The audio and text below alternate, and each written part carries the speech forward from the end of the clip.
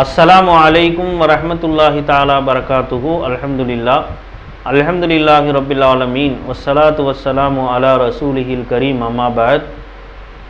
நபிமார்கள், நல்லடியார்கள், சாலிஹீன்கள், இறைநேசர்கள் நம்முடைய வாழ்க்கையில் தெரிந்து கொள்ள வேண்டிய, நம் வாழ்க்கையில் எடுத்து நடக்க வேண்டிய செய்திகளாக அவர்கள் கூறி சென்ற பல்வேறு செய்திகளை இந்த காணொளியிலே நாம் பார்த்து வருகிறோம். இன்றைக்கு நாம் பார்க்க போகிற ஒரு செய்தி, நபிகள் நாயகம் ஸல்லல்லாஹு அலைஹி வஸல்லம் அவர்கள் ஒரு 6 நபர்களை குறிப்பிட்டு, இந்த 6 நபர்களும் அவர்களிடத்தில் இருக்கக்கூடிய ஒரு சில குணங்களால், கெட்ட குணங்களால் இந்த 6 பேரும் நரகத்திற்கு செல்வார்கள் என்று குறிப்பிட்டு சொன்னார்கள். அதில் முதலாவது, தலைவர்கள் அநீதத்தால். அல்லாஹு தாலா தலைமை பொறுப்பை கொடுக்கிறான் என்றால் மக்களிடத்தில் நீதமாக அவர் நடக்க வேண்டும்.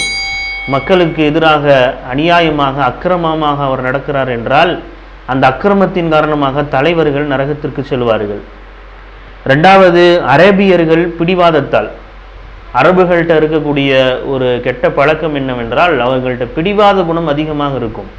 இது அரபுகளுக்கு மட்டும் சொல்லப்படுகிற செய்தி அல்ல, அதன் வழியாக நம் எல்லோருக்குமான செய்தி. பிடிவாத குணம் என்பது மிக மோசமான ஒரு குணம். ஆக எதுக்கு பிடிவாதம் பிடிக்க வேண்டுமோ அதற்காக பிடிவாதம் பிடிக்கலாம். நல்ல விஷயங்களுக்காக, நல்ல அமல்கள் செய்வதற்காக பிடிவாதம் பிடிக்கலாம். ஆனால் அது இல்லாமல் கெட்ட காரியங்களுக்காக வேண்டி பிடிவாதம் பிடிப்பது என்பது நம்மை நரகத்திற்கு இட்டு செல்லக்கூடிய செயல்களில் மிக முக்கியமானது. மூன்றாவதாக, கிராமவாசிகள் அறியாமையால். காட்டருவிகள் என்று சொல்லப்படுகிற கிராமவாசிகள், அவர்களிடத்தில் அறியாமை என்பது தலைவிரித்தாடும். அறியாமை அவர்களிடத்தில் மட்டுமல்ல, யாரிடத்தில் இருந்தாலும் அறியாமை என்பது மிக மோசமான ஒரு விஷயம். ஒரு காலத்தில் தெரியாமல் இருந்தால் பின்னால் அவர் கற்றுக்கொண்டார், தெரிந்து கொண்டார் என்றால் அது வேறு. ஆனால் இன்றைக்கும் நம் சமுதாயத்தில் பல பேரை பார்க்கிறோம், தொழுகை என்றால் என்னவென்றே தெரியாது, தொழுகையில் என்ன ஓதணும் என்று தெரியாது, ஒரு நோன்பை பற்றி தெரியாது, ஒரு ஜக்காத்தை பற்றி தெரியாது, எந்த சட்டமும் தெரியாது, எந்த விளக்கமும் தெரியாது.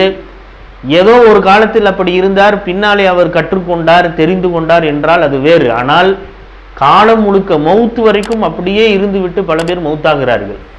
மௌத்து வரைக்கும் அவர் தொழுத ஒரு தொழுகை கூட உருப்படி இல்லாத தொழுகையாக இருக்கும். மௌத்து வரைக்கும் அவர் செய்த ஒரு அமல் கூட உருப்படி இல்லாத அமலாக இருக்கும். ஆக இந்த மாதிரி அறியாமையிலேயே இருந்து வர்ணிக்கிறார்கள் அல்லவா, இவர்கள் நரகத்திற்கு செல்வார்கள் என்று நபிகள் நாயகம் ஸல்லல்லாஹு அலைஹி வஸல்லம் சொல்கிறார்கள்.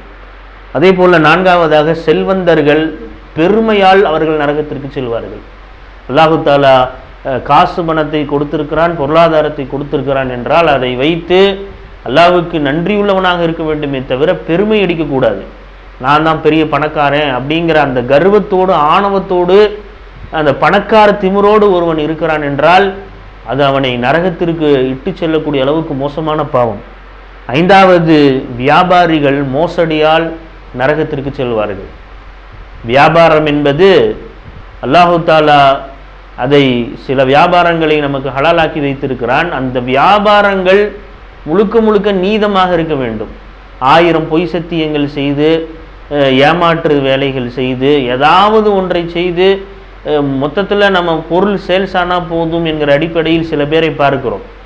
ஒன்றுக்குமாகாத பொருளை கூட 1000 பொய் சத்தியம் செய்து, இந்த மாதிரி இந்த பொருள் இத்தனை வருஷம் கேரண்டி, இத்தனை வருஷம் உழைக்கும், இந்த மாதிரி இப்படி இருக்கும் அப்படி இருக்கும் என்று 1000 பொய் சத்தியம் செய்து ஒரு பொருளை எப்படியாவது அடுத்தவனின் தலையிலே கட்ட பார்க்கிறார்கள்.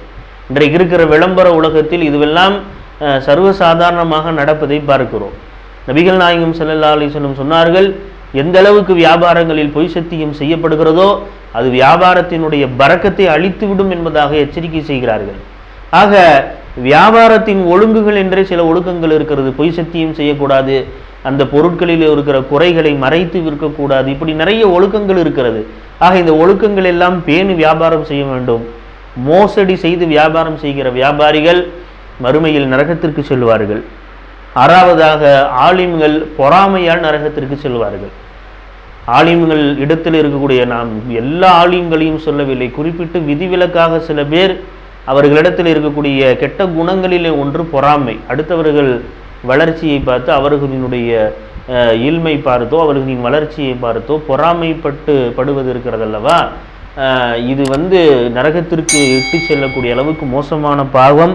ஆக இந்த 6 கூட்டத்தார்களும் நரகத்திற்கு செல்லக்கூடியவர்கள் என்று நபிகள் நாயகம் ஸல்லல்லாஹு அலைஹி வஸல்லம் அறிவிக்கிற இந்த செய்தியை ஹஜ்ரத் இப்னு அப்பாஸ் ரலியல்லாஹு அன்ஹு அவர்கள் அறிவிப்பு செய்கிறார்கள்.